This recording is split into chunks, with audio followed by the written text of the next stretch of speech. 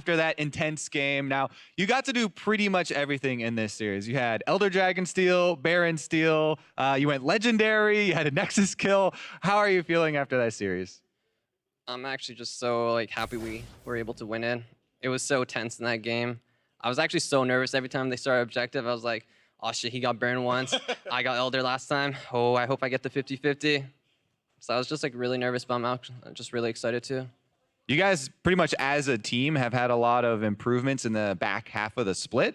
And now you're making some more improvements here. How do you feel you're growing as a team?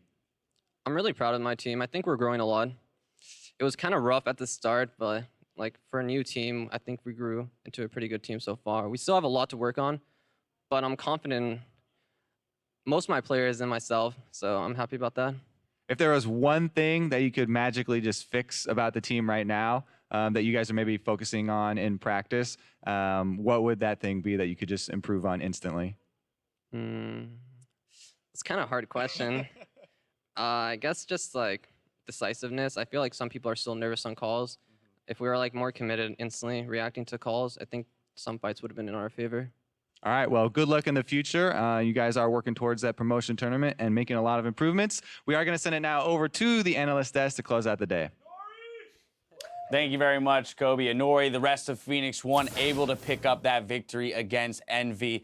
And although they are currently locked out of the playoffs, this is a very good sign for this team that on the back half of the split, they are 5-3 as a roster now. Yeah, I mean, I think you can basically pinpoint when Inori came to the team as a massive turning point. And I was talking last week with James a little bit. What are you laughing at? Potentially giving Inori an argument for him being the rookie of the split, because while you might point to Biofrost as the obvious candidate, Inori, you could say, had a bigger impact on the team in a sense where there's a very clear distinction between pre-Inori and after. Right, Biofrost is a good player.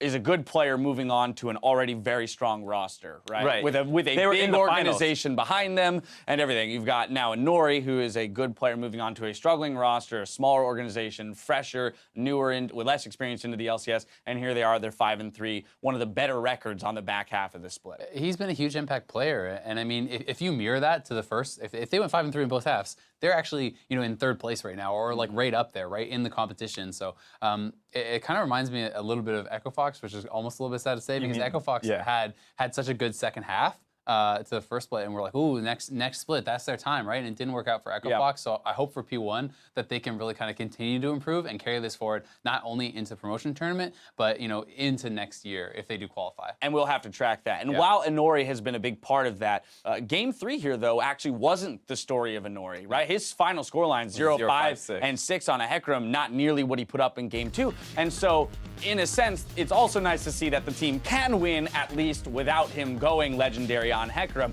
It was actually Mash this time around on that Sivir who had the big scorelines. But this was another tumultuous game. Really back and forth. You just look at the gold graph there. Geez, that graph doesn't know where to go. Exactly, yeah. Is that a heart rate monitor? What is that? Very confusing. If that's a heart rate monitor, that's also terrifying. That's not what I want my heart rate monitor to look just like up and down, either. up and down. Mark, you crazy man.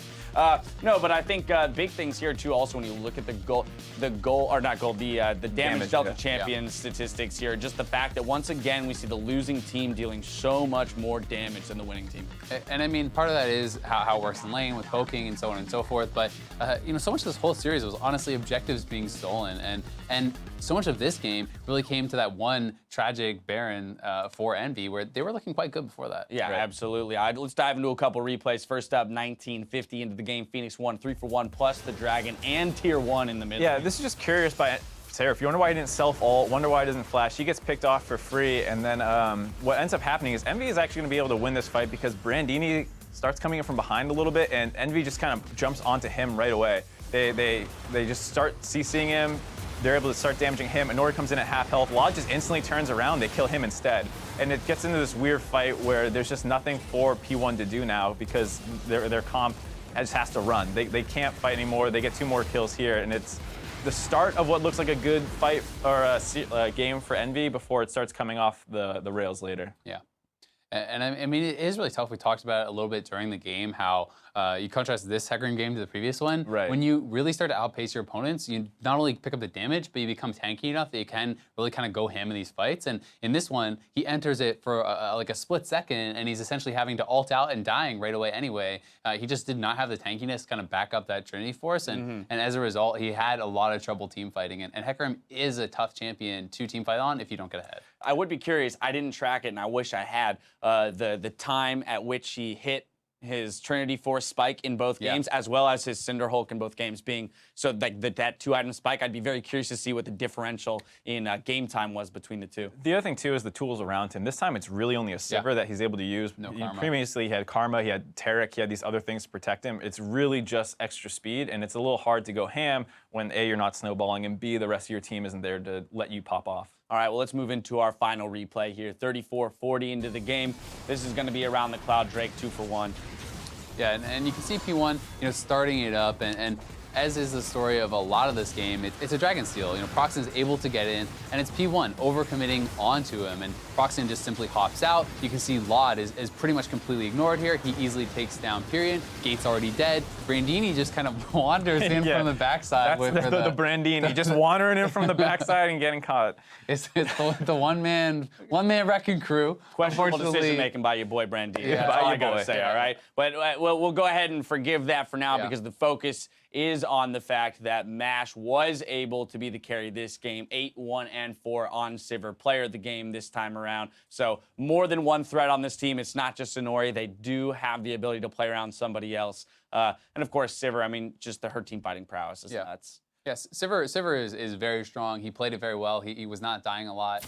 He really just kind of cut and dry, had a good Sivir game. And this game, so much though, really did come down to the Baron steal. Brandini took an inhib, and they lost the Baron. That was really the game-turning event, and it's definitely got to be a frustrating one for Envy, as they could have locked in playoffs. Yeah, all series long even, not just this last game. Yeah. We just saw steal after steal after steal, and it makes you wonder, not only like, oh, the jungler didn't hit the smite, but why are these teams not like controlling the people coming in? You just need to send someone over there with some CC to lock him down, and I think Envy's comp had tools to do that, to really stop people from just coming into Baron pits. An important distinction that you just made, Azale, is the fact that Envy did not qualify for playoffs just yet, right? Yeah. If they had won this match, they would have locked in their spot. They haven't done it. With that, let's take a look at how the standings have moved following today's LCS matches. TSM has finished what they started, securing first place officially. Immortals is the second place team. Cloud9 is in third with CLG and Liquid tied for fourth, although CLG holds that head-to-head. Envy is in sixth with Apex pursuing them closely in seventh, and Phoenix1 sits in eighth with Energy and Echo Fox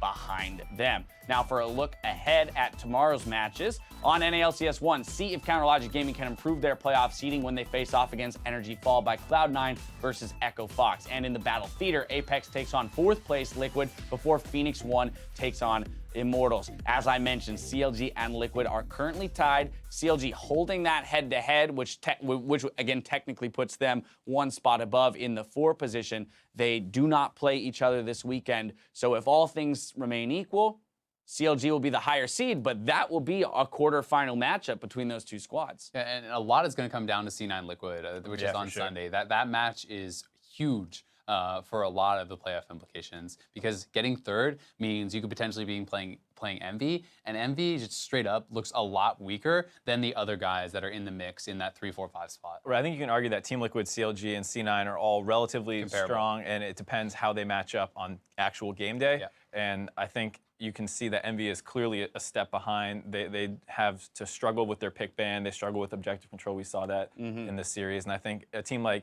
Team Liquid is really aggressive and run them over. CLG will play the map smarter. C9 are mechanically extremely strong, and I think you can pinpoint an advantage that they would all have if they were able to get that 3 seed. I mean, there's still so much left to be determined with just 2 more days of regular season play left to go. Although that is going to do it for us this evening on this Friday. Now for myself, Mark, and Azale, the casters, the entire live broadcast crew, thank you for watching, and we'll see you tomorrow.